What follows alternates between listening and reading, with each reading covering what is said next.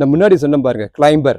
அந்த climber plant தான் இப்போ நம்ம பார்க்க போறோம். தெரியும், மேலே உள்ள மண் வந்து கொஞ்சம் கரு மண்ணா இருக்கும். கீழே வந்து இந்த கொடி பகுதியின் அடி பகுதியில் இப்போ நம்ம இந்த காணொலியில் பார்த்துருக்கோம். வணக்கம் தோழர்களே. இப்போ எனக்கு பின்னாடி நீங்கள் நிறைய ஆர்னமெண்டல்ஸ் பார்ப்பீங்க. அந்த ஆர்னமெண்டல் பிளான்ட்ஸ் எல்லாமே வந்து நிழல் விரும்பக்கூடிய பல்வேறு செடிகள். அது எல்லாம் பல வண்ணத்தில் இருக்குது. இப்போ நீங்கள் பார்க்கக்கூடிய ஒரு செடியை வந்து கிளைம்பர். அந்த கிளைம்பர் பிளான்ட்டை பற்றி இப்போ நான் உங்களுக்கு ஒரு சின்ன கருத்துக்களை சொல்ல போகிறேன். நான் முன்னாடி சொன்ன பாருங்க கிளைம்பர். அந்த கிளைம்பர் பிளான்ட்டை தான் இப்போ நம்ம பார்க்க போகிறோம். நீங்கள் இந்த லீஃபை பார்க்கும்போதே தெரியும், 2 கலரில் இருக்கும். இந்த பிளான்ட் கொடி மாதிரி நல்லா நீளமாக வளர்ந்துக்கிட்டே போவோம். இந்த லீஃப்ன்ற பேர் வந்து போத்தோஸ் அல்லது சாட்டின் லீஃப்னு சொல்லுவாங்க. கலரை பார்க்கும்போதே தெரியும், பச்சையும் இருக்கும், ஒரு சாட்டின் டிஞ்சும் இருக்கும். அதனால இதை சாட்டின் லீஃப்னு சொல்லுவாங்க. இந்த கொடியின் அமைப்புன்னு பார்த்தீங்கன்னா ஒவ்வொரு நோடு இருக்கும். இந்த முனையில் பார்த்தீங்கன்னா சின்ன சின்ன வேர் எல்லா இடத்துலையும் இருக்கும். இதில் ஒரு வேர் 2 3. ஸோ ஒவ்வொரு இலைக்கிலையும் ஒரு வேர் இருக்கும். இதோட என்ன நன்மை இருக்குன்னா, இதை நீங்கள் அப்படியே கிள்ளி வச்சா கூட இன்னொரு கொடியாக கூட வளர்த்துக்கலாம். கொடி வேகமாக வளர்ந்ததால எனக்கு கீழே விட மனசு இல்லை. அதனால இந்த கிளைம்பர் பிளான்ட்டை ஒரு மரத்தின் மீது ஏற்றி விடலான்னு பார்க்குறேன். அதை எப்படி அதை செய்ய போகிறேன் என்பதை இப்போ நீங்கள் பார்க்கலாம்.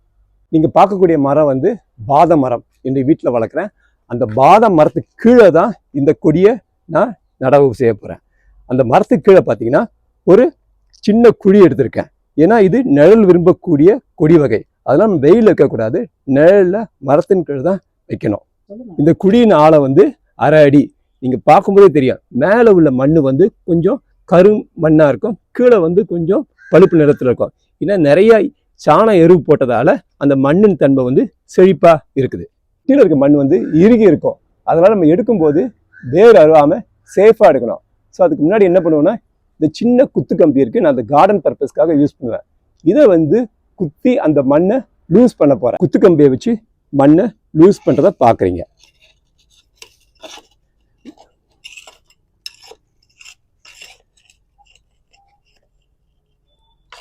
ஸோ மண்ணை இப்போ நல்லா நம்ம லூஸ் பண்ணியாச்சு. இந்த கொடியை வந்து நம்ம நிதானமாக வேர் அறுபடாமல் எடுக்கணும்.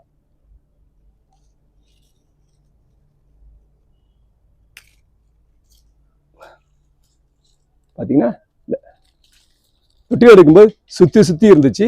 இப்போ எடுக்கும்போது ஒரே பிளான்ட்டு ஒரே கொடியாக இருக்குது. இந்த ஒரே கொடி வந்து 3 இடத்துல வேர் விட்டுருக்கு. நீங்கள் பார்க்கும்போது தெரியும். இந்த 3 வேரையும் சேர்த்து தான் இந்த மண்ணில் வந்து நான் பதிவு பண்ண போகிறேன். ஸோ அறுபடாமல் உள்ள வேர் பிளான்ட்டை வந்து இந்த மண்ணில் நான் நடவு செய்ய போகிறேன். நடவு செய்துட்டு அந்த கொடியை கொஞ்சம் மேல் நோக்கி தூக்கிட்டிங்கன்னா வேர்கள் தெரியும். ஸோ இந்த வேர் என்ன செய்கிறோம், இந்த மண்ணை அள்ளி அப்படியே மெதுவாக போடுறோம். ஸோ கம்ப்ளீட்டாக வேர் மூடிடுச்சு. இந்த தொட்டியில் இருந்த போத்தோஸ் பிளான்ட் வந்து இவ்வளோ நீளத்தில் இருக்குது. ஸோ வேர் பகுதி நம்ம கீழே கொண்டு போயிட்டோம். ஸோ இந்த வளர்ந்த கொடியை வந்து இந்த மரத்தின்ல நான் கட்ட போகிறேன். அப்படியே மரத்துக்கு கீழே நட்டாச்சு. இப்போ அந்த மரத்தின் மேலே கட்டி விடணும். 2 இடத்துல கட்டணும். முதல்ல வந்து அடி பகுதியில் கட்டணும், அதுக்கப்புறம் மேல் பகுதியில் கட்டணும். கட்டும்போது ரொம்ப இறுக்கி கட்டக்கூடாது. இறுக்கி கட்டினீங்கன்னா சில நேரங்களில் அந்த கொடி வந்து பாதிப்பு ஆகலாம்.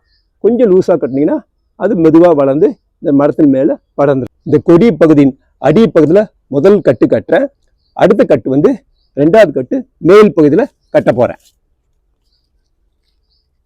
2வது கொடி வந்து மேல் பகுதியில் கட்டுறோம். இதில் என்ன நன்மைனா, நான் முதல்ல உங்களுக்கு சொன்ன மாதிரி ஒவ்வொரு இடத்துலையும் இந்த வேர் இருக்கும். இந்த வேர் மெதுவாக வளர்ந்து இந்த மரத்தை பிடிச்சிக்கும். ஸோ இது ஒரு சப்போர்ட்டிங்.